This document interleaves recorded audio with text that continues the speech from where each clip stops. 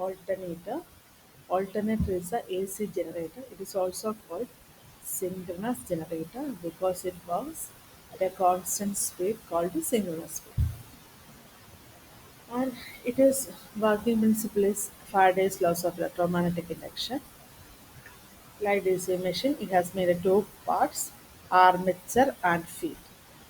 Armature is the assembly of conductor and field is responsible to produce flux. And here, then the field winding produces the flux and the armature is associated with this field flux.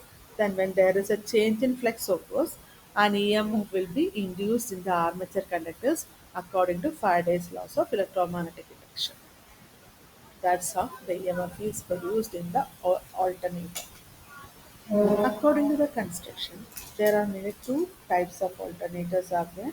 One is called revolving armature type and the other is called revolving field type.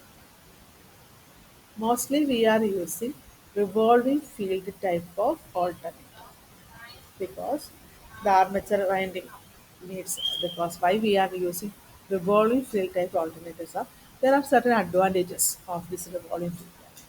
We are getting the output current or output across the armature conductors. In the revolving field type uh, alternator, the armature conductors are stationary. It is much easier to get the output from the stationary armature than the rotating armature. This is the first advantage. And the second advantage is it is easier to insulate high voltage armature winding when it is mounted on a stationary structure. These are the main two advantages of this revolving field type alternator. The alternator, since we are concentrating more on revolving field type, we are discussing about revolving field type alternator. So here, field is rotor is field, revolving field type, rotor is field, and stator is armature. Stator is armature. Okay, and we can see about the stator and the rotor of this alternator. Here, the armature, the stator, that is the armature is an iron ring which is formed of lamination of silicon steel. It is made up of silicon steel. It is having slots on its periphery to accommodate the armature conductors. So, the whole structure is held in a frame which may be cast iron or welded steel structure. To minimize the day current loss, the stator is laminated. Different types of slots are available in this stator or armature. Open type slots are there, closed type slots are there, semi-closed type slots are there, in which open type slots are more commonly used. This is all about the stator or armature. We are using copper conductors name. About the rotor, mainly two types of rotor construction are available in the alternator. First one is salient bolt and the second one is smooth cylindrical type. This smooth cylindrical type is also called this otherwise called non-salient bolt type. Here, the salient ball means projecting balls. It is balls are projected like this construction. Balls projected. Here I am drawing four balls.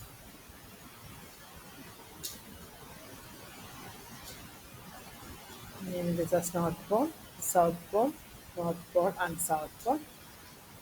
Here, field windings are connected like this. This is excitation, DC supply. DC excitation supply. In the smooth cylindrical type, it is about a cylindrical structure. Here we are having slots.